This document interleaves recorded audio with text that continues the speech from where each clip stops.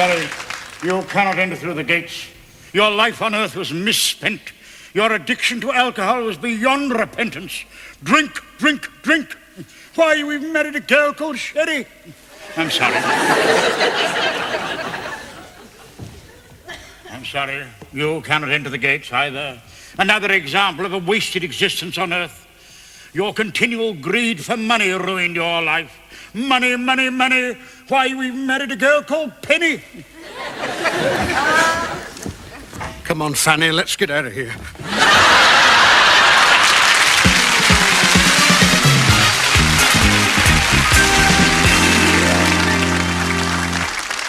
Good evening. At this moment, you may be sitting at home, scanning travel brochures and planning your holiday. If you feel the Costa Brava will cost a packet, and you're tired of the same old sun-soaked beaches, have you considered a fortnight in Iran? Over the past 3 years, Iran has restored the glories of its past, and we now enjoy a standard of living second only to Bangladesh and the UK. We are justly proud of our cultural traditions, like the beautiful poems of Omar Khayyam, who was ancient Persia's palm heirs.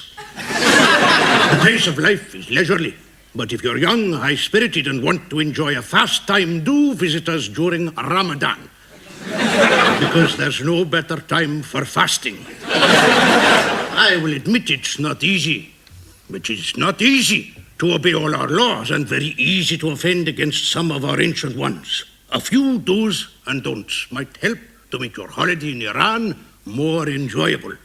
Adultery is not a good idea. Women who are first offenders have their heads shaven, so be wary of making casual conversation with strangers. You could be chatting up a camel driver's wife or a skinhead from Streatham. The drinking of alcohol is forbidden and punishable by 100 lashes. This, of course, may be considered a fringe benefit by some of you old Etonians.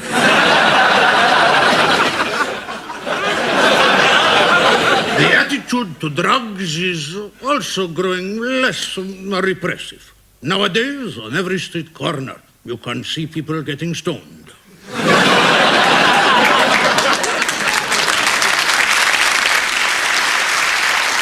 In fact, you may be invited to pick up a handful of stones and join in the fun. Iranian nightlife is less hectic than in most European cities. Casinos have disappeared and our leader has successfully closed down all the cinemas. Rather like the rank organization in your country. Finding your way around in Iran is not difficult, but be wary of street corner touts and guides. Don't buy a sheet of sandpaper under the mistaken impression that it's a map of the desert. The Iranian Tourist Board published a helpful book on everyday phrases. Things like, waiter, there's a fly in my soup. Or if you tip your dinner into your lap, waiter, there's a soup in my fly. Be sure to pay a visit to our colorful bazaars to buy holiday souvenirs. But don't let the heady aroma of the spices or the rich display of goods tempt you into acts of recklessness. Any Muslim caught shoplifting has his hands chopped off. Apart from silverware and brass, you should be able to purchase lots of attractive second-hand gloves. When the time finally comes to bid a fond farewell to Iran, you may feel you would like to embrace the Islamic faith. If so, ring me on Tehran 2929, and if Faith is busy, her sister Yasmin is also good night. Good night, and have a good visit.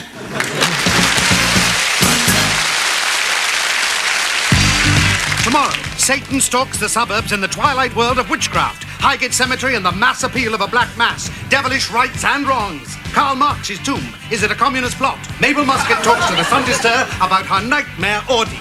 They blindfolded me, tied me to a tree and said they wanted to sacrifice a virgin with blue eyes and blonde hair. And 2 out of 3 is not bad. In the Sunday Stir, the Anchor Jagger's amazingly successful diet. Find out how Bianca lost a stone overnight. And win, win, win! The Sunday Stir's great TV bonanza is on. Win a souvenir of your favourite telly star, the gun that shot JR, Ken Dodd's tickling stick, Noel Gordon's contract with ATV. Plus, the Sunday Stir goes behind the scenes of ITV's big Christmas extravaganza. It's a right royal feast of fun, an evening with Charles and Diana, Roman Polanski and Mary Whitehouse. Where will you find them together? Only in tomorrow's action-packed Sunday Stir. Start the day with a bang.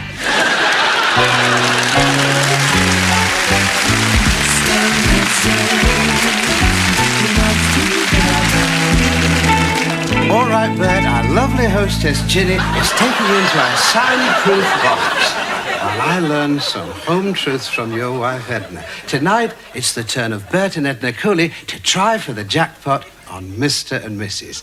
Now, your Bert, like most husbands, has a lot of personal habits that annoy you, Edna.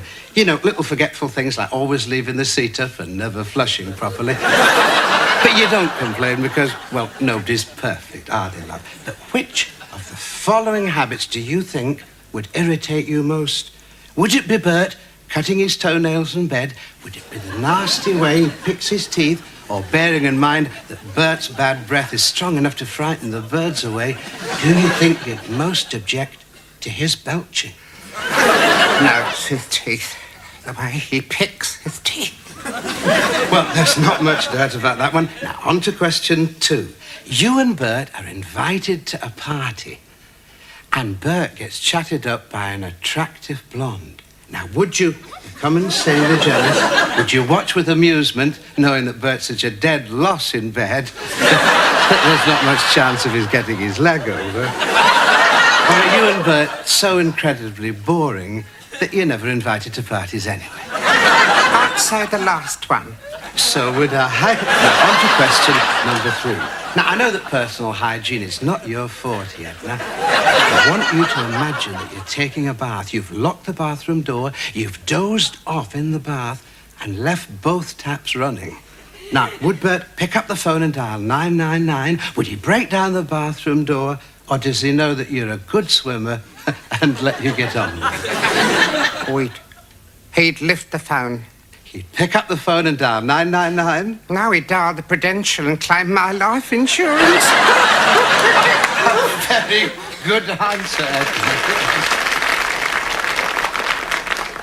Well, now I'd like you to change places with your husband, Edna. We're bending the rules a little bit tonight because both of you out here at once could put air fresheners out of business. All right, Bert, answer correctly and you could hit that jackpot trail. Now, you've got lots of repulsive habits that annoy your wife, Edna. Which one do you reckon annoys her the most? I come home late from the pub, not switching the lights on and using the kitchen sink. I missed that one. Yeah, I usually miss it and all. We've got this very high draining board, you see. Oh, well, yes. Well, here are 3 more bad habits that could annoy Edna. Would it be cutting your toenails in bed? No, I always wear my socks in bed. Oh, then would it be the way you pick your teeth, or would Edna most object to your belching? Well, Edna's not too keen on that. Yeah, I think I'll settle for me belching. Although, when it comes to wind, what really gets up her nose... No, Bert, it's not like that. I'm sorry, Bert, but Edna said it was picking your teeth that annoyed her most. Well, lots of people pick their teeth. Yes, but not out of the sugar bowl. Never mind, on to question number 2. A pretty girl flirts with you at a party. Now, would Edna fly into a rage, decide that there's no harm in it, or are you and Edna never invited to parties? We never get invited. You never get invited because you're boring in the extreme, and that's exactly the answer your wife Edna gave Bert Marvin.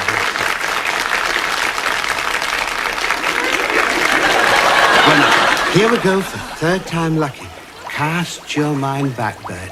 Your wife Edna is having a bath, she's fallen asleep and left both taps running. Does he care? You're downstairs watching Match of the Day on television when you hear Edna's cries for help. Who's playing? Well, let's say Arsenal against West Ham. Oh, I turned the volume up. No, but I haven't quite finished yet. Would you rush upstairs and break down the bathroom door? Would you lift the phone and dial 999? Or would you let Edna swim for dear life? Oh, somebody.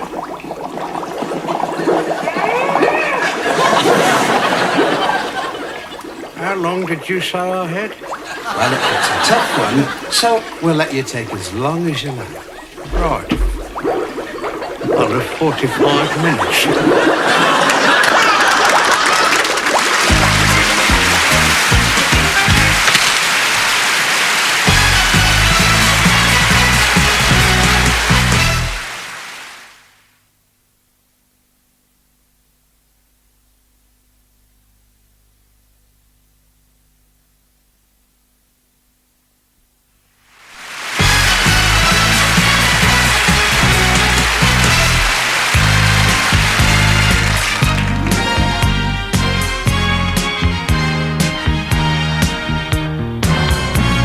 On tonight's Tribute to Hollywood, we talked during a recent visit to London to director Howard Schaffer. I directed my first picture way back in 1921. I learned then that discipline is what counts on the studio floor. Discipline is of paramount importance, or in the case of Metro, of MGM importance. Now, I wanted desperately to work with Mary Pickford. The lady was no ordinary mortal. They called her the world's sweetheart, but to me, Mary was a crock of shiftlessness and indecision. Sadly, we just didn't get along, and I had to remove Mary Pickford from the movie. In fact, you could say I started Pickford's removal. Who was your favorite performer to work with? Well, there's no question who my favorite was, Jimmy Durante. Working with Jimmy in one of those big MGM extravaganzas was an intensely happy experience.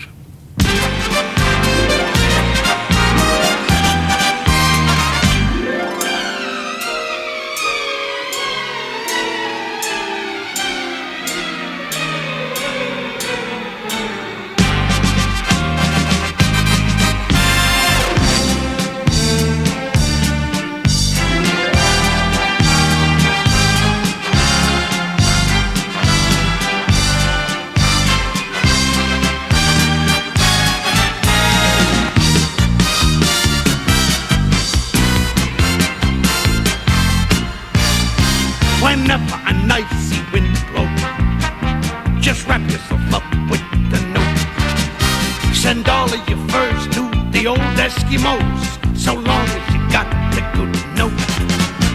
When raindrops drip, your nose at least protects your lip and don't get creased. So weather-wise, anything goes. You're always well dressed with a note. Some dames can be choosy, go for noses or juicy. If a cuter hooter suits them, that's okay. Looks like someone threw a discus at my personal proboscis, but I wouldn't trade it in, and so I say, be glad for what nature bestowed. You're always well dressed with a note.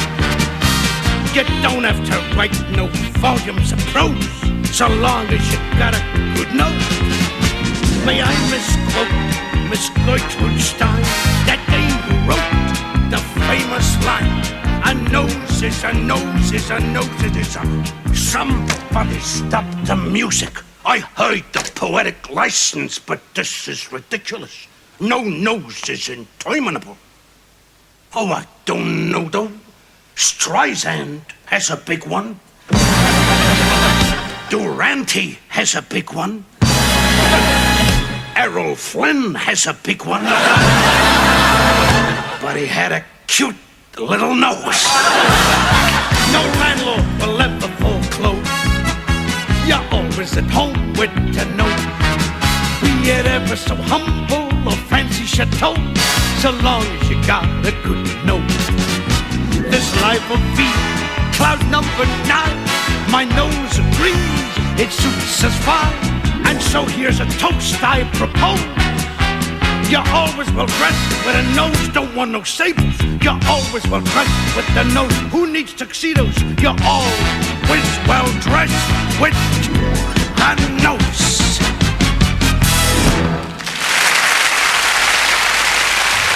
No, I've never done a big biblical spectacle and never wanted to. I guess DeMille set the definitive style for spectacle, but frankly, I never admired his work. Take away DeMille's spectacles, and what have you got? A short-sighted director who bumps into furniture. The nearest I got to a lavish outdoor movie was Tarzan Goes Ape.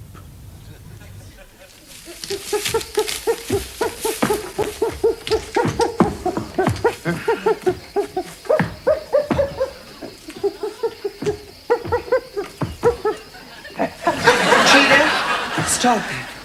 3 weeks with Brooke Bond and you're impossible.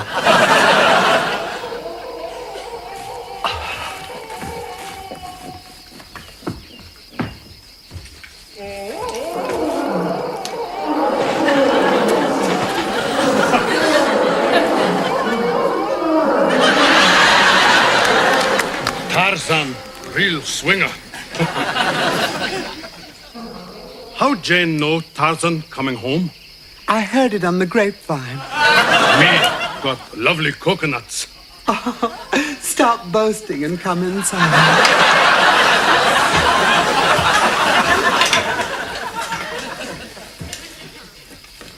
Where have you been, Tarzan? Me catching elephants. How do you catch elephants? Do you shoot them? No, Tarzan, very clever. Find water hole in jungle, sprinkle peas around water hole. And then what happens? Elephant come for pea, Tarzan bash on head. How clever. Tarzan got present for Jane. Magazines? Oh, thank you, Tarzan. Where did you get them? Tarzan get anything he want. Tarzan, Lord of Jungle. Tarzan seized them from tents of white men. Their camp? Some of them. Penthouse? Playboy? Hustler? Zipper? Aren't these a little rude, Tarzan? We use them to make root hot. Oh, that is clever. Now, let's relax before we have supper. Oh, look, the fire's gone out. Ah, Tarzan make fire. Learn from forebears.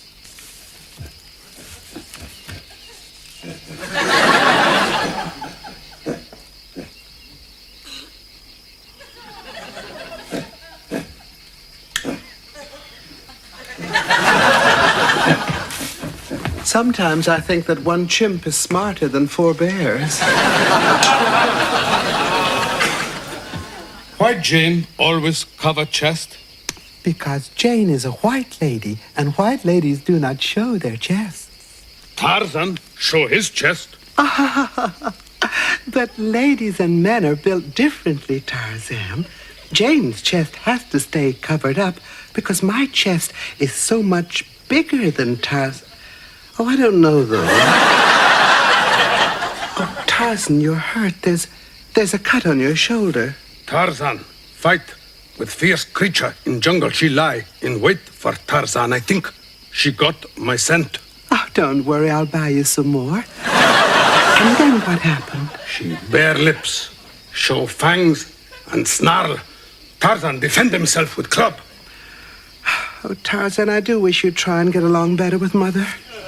Creature was mother of Jane? Yes, on a visit from Boston. She's come halfway across the... What do you mean, was mother of Jane? Tarzan, you didn't. She brought me into the world. She bore me. She no bore you no more. She dead boy. A fine woman of good stock. She clothed me. She educated me. She fed me. Now she feed both of us. And enough left over for soup. For soup? You say she come from good stock. Tomorrow, Tarzan go play cards. Revenge for last week's game with natives. Natives? Zulus? No, me win. Sometimes, Tarzan, I think that civilization hasn't really got to you. But I don't regret it, because here we have known true happiness. The jungle creatures, the lions at their water hole, the friendly elephants, I find it all so incredible. All jungle is same, is not incredible. It is in the middle of Wiltshire.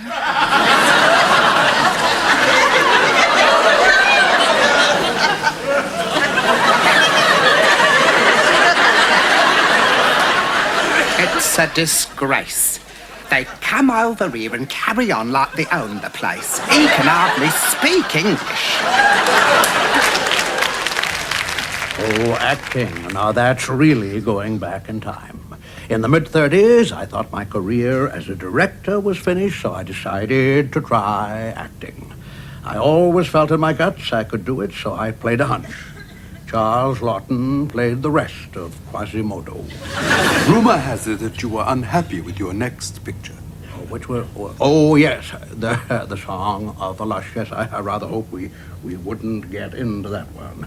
No, Song of a Lush was a great success in box offices all over the country. Unfortunately, when they stopped showing it in box offices and projected it onto the screen, they stayed away in droves. But personally, I liked it.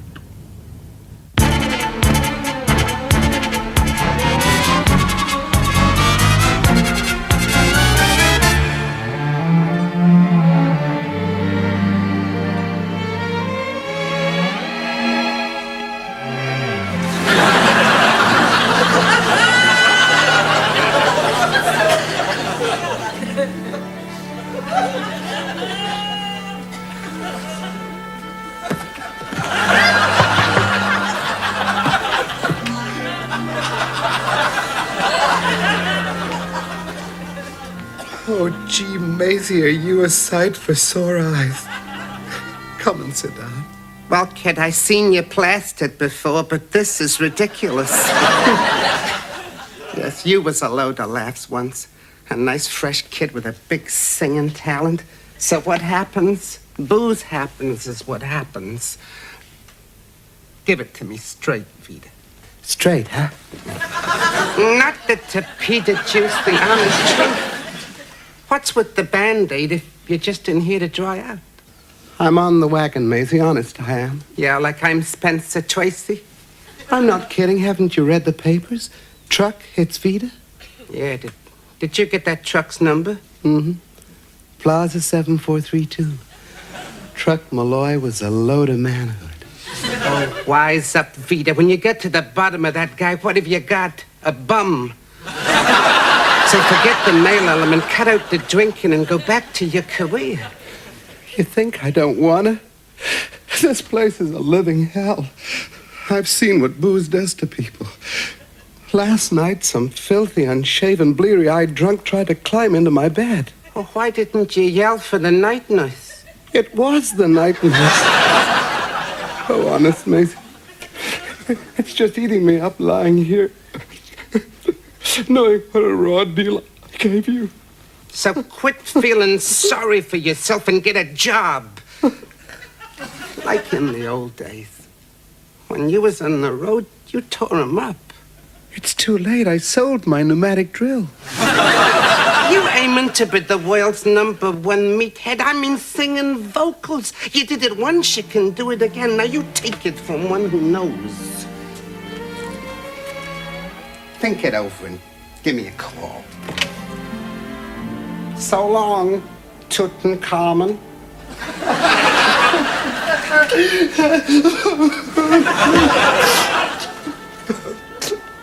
How's the canary? I'm not good at. Everyone figures the kid for a lush, so maybe she takes a little drink to forget. What's she trying to forget? Who knows? When she sobers up, she can't remember. Look, Maisie, it ain't much, but I got a small proposition. I got this club in New Jersey, and I could use a singer. The clientele ain't too fussy, and if Vida could belt out a tune like in the old days, she could pick up maybe $30. Eddie Lombardo, you are a saint. She'll be ready to open tomorrow night. You're mean to me. Why must you be mean to me? Gee, honey, it seems to me You love to see me crying.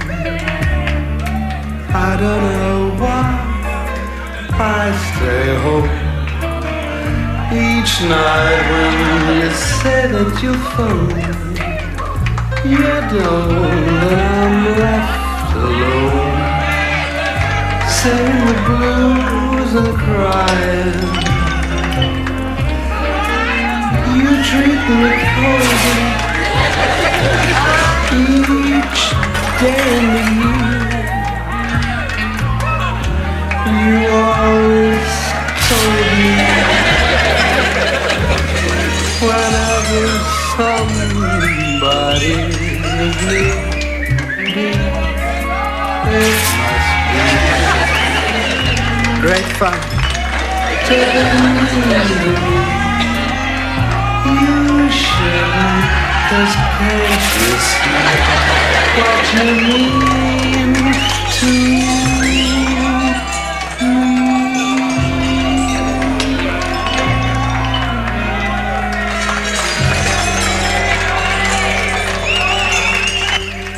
Now you see why I hate playing dumps like that? That's the worst band I ever heard. Recently, there seems to have been quite a gap in your career. Well, the treadmill of time and unemployment went on, but happily I've just completed a new picture, and in your country. In this one, I've tried to capture some of the remorseless eroticism of the Far East, and you'll be proud to hear that it is totally financed by British money.